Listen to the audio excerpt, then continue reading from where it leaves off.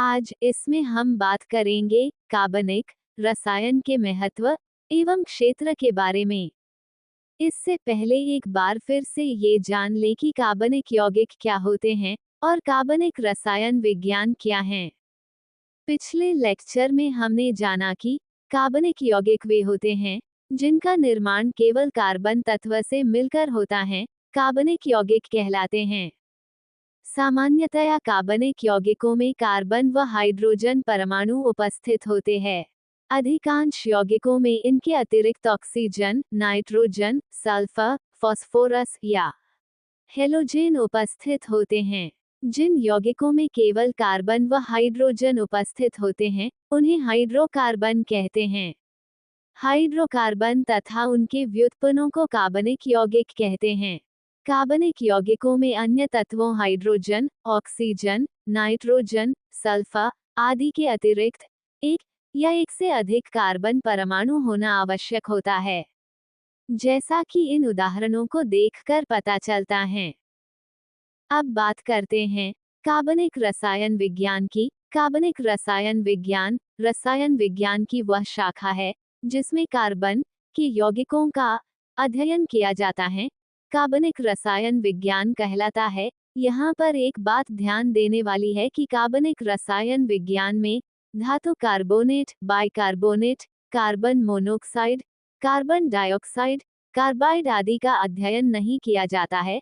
इसके लिए इनका अध्ययन रसायन विज्ञान की एक अलग शाखा के अंतर्गत किया जाता है, जिसे अकार्बनिक रसायन विज्ञान कहते हैं। इसके बाद अब बात करते हैं कार्बनिक रसायन के महत्व एवं इसके क्षेत्र के बारे में। कार्बनिक रसायन द्वारा मानव जीवन अत्यधिक सुखमय एवं सुरक्षित हो गया है। यही नहीं, किसी भी देश की आर्थिक तथा औद्योगिक स्थिति या कहे औद्योगिक उन्नति या अवनति का कार्बनिक रसायन से अत्यंत घनिष्ठ संबंध है। जंतु तथा वनस्पति जगत में भी कार्बनिक रसायन का महत्वपूर्ण स्थान है, क्योंकि अनेक प्रकार की जैव क्रियाओं का कार्बनिक यौगिकों से सीधा संबंध होता है। दैनिक जीवन में तथा उद्योग में कार्बनिक रसायन का महत्व निम्नलिखित आधारों पर स्पष्ट किया जा सकता है, जो कि इस प्रकार हैं।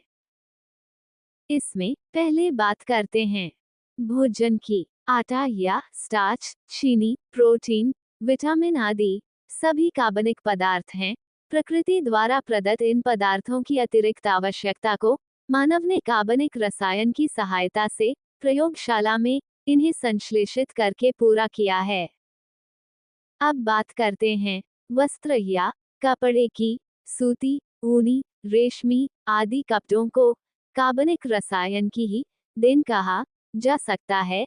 इसके साथ ही कृत्रिम वस्त्रों के रेशों जैसे रेयॉन, टेरिलीन, नायलॉन आदि वस्त्रों की उत्पादन विधि या निर्माण विधि कार्बनिक रसायन के ज्ञान द्वारा ही प्राप्त हुई है। अब बात करते हैं औषधि निर्माण में। अधिकांश औषधियों जैसे streptomycin, aspirin, Chloromycetin, chloroform, urotropin आदि का संश्लेषण कार्बनिक रसायन की ही देन है। इससे जैव रसायन बायोकेमिस्ट्री का अत्यधिक विकास हुआ है तथा चिकित्सा विज्ञान के क्षेत्र में अपार सफलता प्राप्त हुई है। अब बात करते हैं कृषि क्षेत्र की। कृषि के विकास में भी कार्बनिक रसायन का पर्याप्त महत्व है।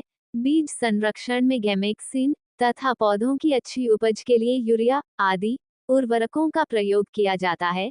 कीटनाशक औषधियां जो पौधों व फूलों की रक्षा करती हैं, कार्बनिक यौगिक ही हैं। कच्चे फलों को पकाने तथा सुरक्षित रखने में एथिलीन, एसिटिलीन का प्रयोग होता है। अब बात करते हैं युद्ध क्षेत्र की। युद्ध में प्रयोग आने वाले अनेक यौगिक जैसे टीएनटी, डायनामाइट, मस्टर्ड गैस, अश्रु गैस जिसे क्लोरोपिक्रिन कहते हैं, एवं ल्यूसाइट आदि कार्बनिक रसायन ही हैं, जो कार्बनिक रसायन की ही देन हैं। अब बात करते हैं ईंधन तथा ऊर्जा क्षेत्र की। पहले मनुष्य ईंधन व ऊर्जा के लिए लकड़ी तथा कोयले का प्रयोग करता था। अब कार्बनिक रसायन ने हमें अनेक ऐसे ईंधन दिए हैं जो ऊर्जा प्रदान करते हैं। कुछ कार्बनिक ईंधन हैं मिट्टी का तेल, डीजल, पेट्रोल, कुकिंग गैस आदि। ये सब कार्बनिक रसायन की ही देन है। अब बात करते हैं सज्जा तथा श्रृंगार की। क्रीम, पेंट, साबुन, तेल, सुगंधित इत्र, कपूर आदि सज्जा तथा श्रृंगार में प्रयुक्त किए जाते हैं, जो कार्बनिक रसायन ही होते हैं, और इनका निर्माण विधि कार्बनिक रसायन की ही देन है। अब बात करते हैं रबड़ एवं प्लास्टिक की। पॉलीथीन, पॉलीप्रोपिलीन, नियोप्रीन, रबड़ आदि घरेलू सामान बनाने में प्रयुक्त सभी यौगिक कार्बनिक पदार्थ हैं। इनका निर्माण केवल कार्बनिक रसायन के द्वारा ही संभव हुआ है। साथ ही अन्य पदार्थों में कागज, वार्निश, फोटोग्राफिक डेवलपर, रेजिन, लकड़ी का सामान तथा चमड़ा आदि सभी कार्बनिक पदार्थ हैं। इनका निर्माण केवल कार्बनिक रसायन के द्वारा ही संभव हुआ है। इसमें आज बस इतना ही।